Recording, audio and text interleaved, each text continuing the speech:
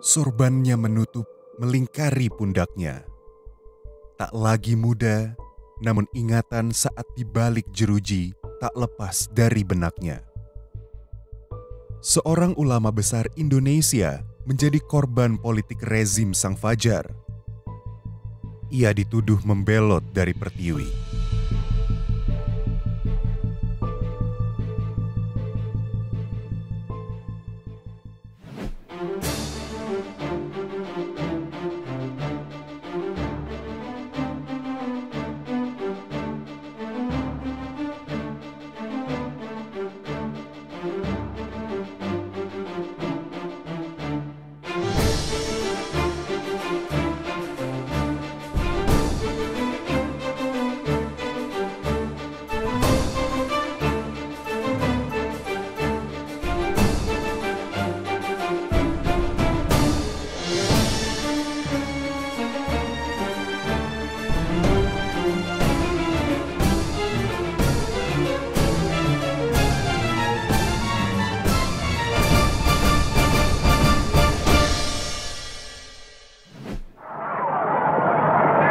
Benar, saudara-saudara, penyerahan kedaulatan ini adalah hasil daripada goodwill, maksud yang baik, pengertian yang baik antara Indonesia dan Belanda, antara Indonesia dan dengan seluruh dunia internasional.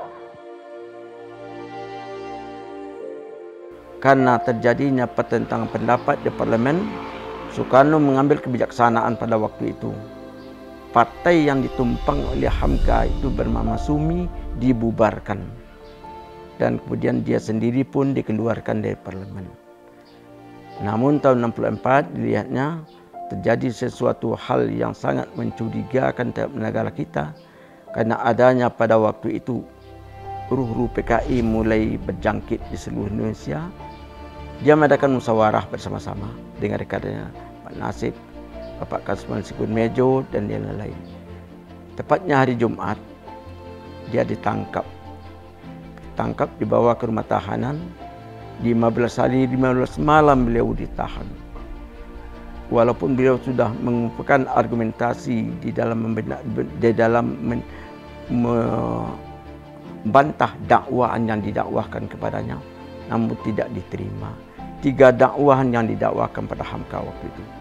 Kalau melihat kepada ajaran Islam itu sendiri, Nabi pernah bersabda ya dalam satu hadisnya itu, anta ma'a man ahbabta. Kira-kira hadisnya begitu.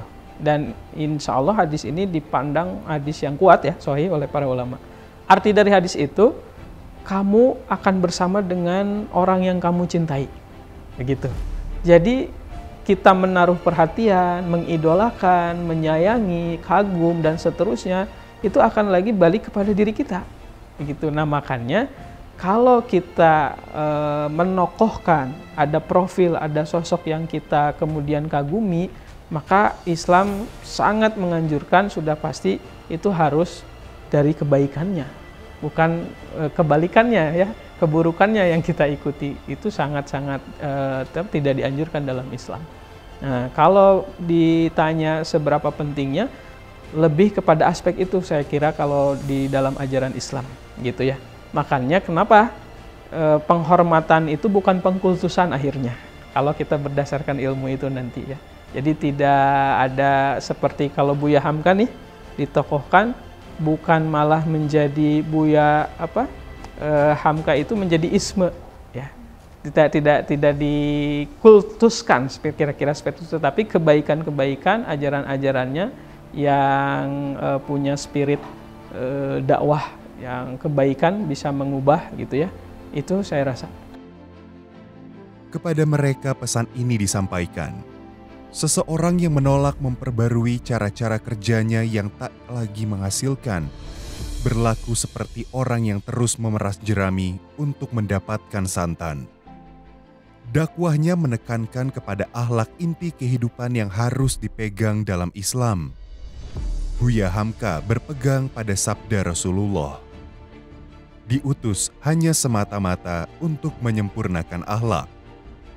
Itu tidak berlebihan apabila kita katakan model dakwah atau pendekatan dakwah atau metode dakwah yang dikembangkan Buya Hamka adalah metode dakwah yang berbasis kepada Al-Quran dan cara-cara yang dilakukan oleh Rasulullah SAW. Ya, kenapa kita katakan begitu?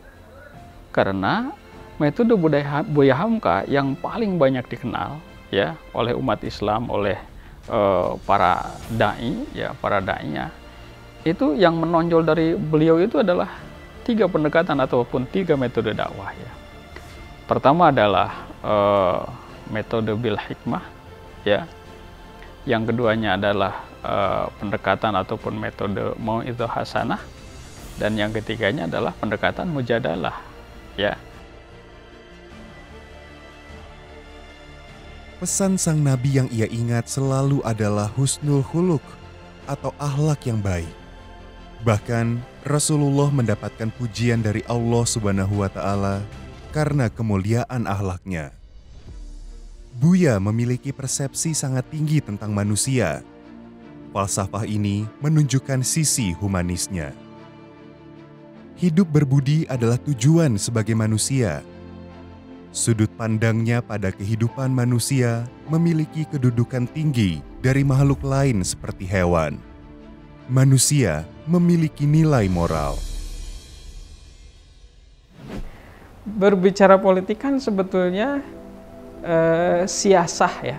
Bagaimana kemudian siasah ini strategi untuk memimpin banyak orang dan menggiring atau mengarahkan kepada kebaikan gitu. Nah, konteks hari ini mungkin agak bergeser gitu ya. Hanya perebutan kekuasaannya saja. Tetapi pada aspek pada aspek moral, tata cara bagaimana mengambil kekuasaan itu dengan cara-cara yang santun, ya, yang beradab. Nah, itu kalau melihat dikaitkan dengan Buya Hamka punya sejarah itu luar biasa. Itu secara eksplisit ya terdapat pada firman Allah Subhanahu wa taala di dalam Al-Qur'an ya. Di dalam surat An-Nahl ayat 125 ya. Di situ Allah berfirman ya, ud'u ila sabili rabbika bil hikmati wal mau'izatil hasanah wajadilhum billati hiya ahsan inna rabbaka huwa a'lamu biman dhalla an sabilihi wa huwa a'lamu bil muhtadin, kan gitu ya. Nah, Hamka ini mengadaptasi, menyerap dan mengembangkan metode dakwahnya dari berbasis terinspirasi dari Al-Qur'an ini. Ya. Apa sih metode dakwah bil hikmah itu?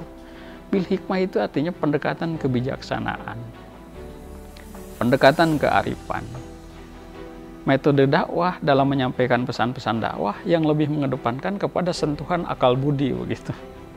Ya, ini yang dilakukan oleh Rasulullah SAW. Pendekatan akal budi itu artinya apa? Itu pendekatan dengan menyentuh kognisinya, akal pikirannya. Tak sedikit dari dakwah yang dilakoni tercurahkan dalam tinta hitam di atas putih. Ia goreskan pena untuk menuangkan karyanya. Di balik kiprahnya sebagai ulama, pendakwah, ia adalah seorang jurnalis dan sastrawan. Buya Hamka merupakan sosok puitis.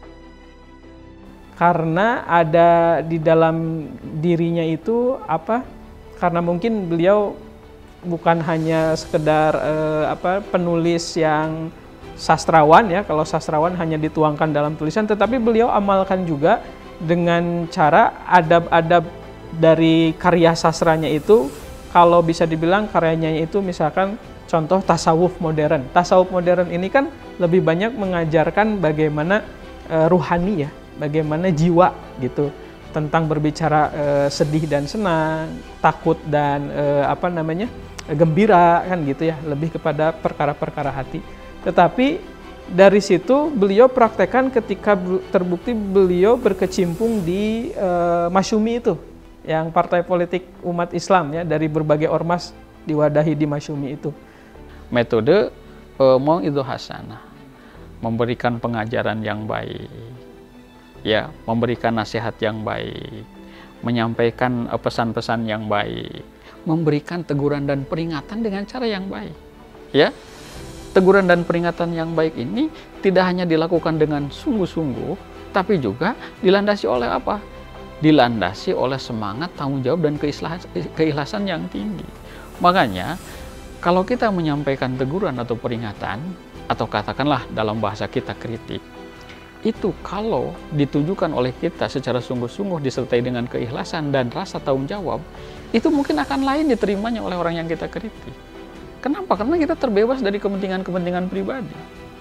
Justru yang menimbulkan resistensi, teguran, peringatan, dan kritik kita kepada orang lain itu ketika nampak gejala bahwa sesungguhnya ada kepentingan-kepentingan yang tersembunyi pada pribadi kita, sehingga orang menaruh curiga. Oleh karena itu, tradisi kritik, tradisi mengingatkan, tradisi menegur itu sudah terjadi sejak zaman Rasulullah. Tapi keistimewaan Rasulullah di dalam mengingatkan, menegur, dan mengkritik itu selalu dilandasi dengan niatan yang ikhlas, sungguh-sungguh, dan penuh bertanggung jawab. Dan lebih dari itu, ini nih, lebih dari itu dilandasi oleh kasih sayang yang tinggi kepada sesama manusia. Tegak rumah karena sendi, runtuh sendi rumah binasa. Sendi bangsa ialah budi, runtuh budi, runtuhlah bangsa. Ia tak mahir korupsi, juga tak pandai kerniaga. Gajiku kecil, pencaharian lain tak ada. Kicuh buku aku tak tahu, korupsi aku tak mahir, berniaga aku tak pandai. Kau minta permadani, padaku hanya tikar pandan, tempat berbaring tidur seorang. Kau minta tas atung, padaku hanya kambir matur. Kau minta rumah indah, perabot cukup, lihatlah. Gubukku tiris, kau minta kereta bagus. Aku hanya orang kecil, apa dayaku? Kekayaanku hanya satu di hati. Hati yang luas tak bertepi, cinta yang dalam tak teraju. Biarkanlah saya menyebut apa yang terasa. Kemudian Tuhan bebas memberi saya nama dengan apa yang Tuhan sukai. Saya adalah pemberi maaf, dan perangai saya adalah mudah, tidak sulit. Cuma rasa hati sanubari itu. Penggalan itu menekankan pada harta kekayaan pada seorang pria, yakni hati yang luas tak bertepi. Sebagai ulama juga sejarawan, Buya memperhatikan perjalanan sejarah umat Islam. Kejayaan peradaban Islam dipengaruhi oleh kondisi moral umatnya, kehancuran muslimin karena merosotnya budi. Kita menunggu keadaan. Nah, ini mau itu hasanah itu. Jadi Hamka melakukan itu, ya, dapat kita rasakan dalam kehidupan sehari-hari, ya. Kalau kita melakukan dengan ikhlas, sungguh-sungguh, penuh rasa tanggung jawab, dilandasi kecintaan kepada sesama manusia, resistensi itu akan dengan sendirinya hilang, ya, akan sendirinya hilang. Makanya kenapa Islam mengajarkan agar di dalam melakukan dakwah kedepankan ketulusan, kedepankan cinta kasih. Malah yang unik dari Islam, kecintaan kita kepada sesama untuk semangat menyelamatkan tidak hanya terbatas kepada orang-orang yang memiliki keimanan yang sama, sampai melampaui batas-batas keimanan. Buya berdakwah bersama hatinya. Ia yakin rakyat merah putih memiliki budi pekerti yang luhur. Kala itu, Indonesia perlu diselamatkan dari tebaran racun politikus berdasi yang maruk akan kekuasaan, menebas secara perlahan agama untuk dijauhkan dari negara. Komitmen Buya Hamka, contoh ya, saya mencontohkan Buya Hamka karena beliau ada komitmen ini. Kalau kita membaca sejarah itu mengajarkan politik santun yang bermoral tadi, itu bukan hanya sekedar mencuri kekuasaannya, ya, bagaimana lawan politik itu tetap harus dihormati, ya, harus kemudian dijaga hak-haknya, misalkan seperti itu, dan jangan sampai ada cacat berpikir gitu karena kita ada tujuan visi politik, tetapi kemudian malah ada cacat berpikir yang terjadi di diri kita. Contohnya cacat berpikir itu apa? Misalkan menyerang sesuatu yang sudah bukan konteksnya lagi, begitu. Tujuannya padahal kekuasaan, tetapi malah menyerang sesuatu yang bukan substansinya lah, kira-kira begitu. Itu pentingnya politik yang beradab dalam Islam itu. Ya, mujadalah. Mujadalah itu artinya apa? Bertukar pikiran. Hanya seringkali diartikan oleh kita sederhana seperti berdebat. Kenapa? Kata Buya Hamka, apa yang kita miliki, apa yang kita yakini, apa yang ada dalam pikiran kita, itu tidak mungkin hanya disimpan dalam diri kita. Kita perlu komunikasikan. Ya, kita perlu koneksikan. Dengan apa? Dengan pikiran, persepsi, dan pandangan orang lain. Rezim Orde Lama menjadi pengalaman buruk baginya.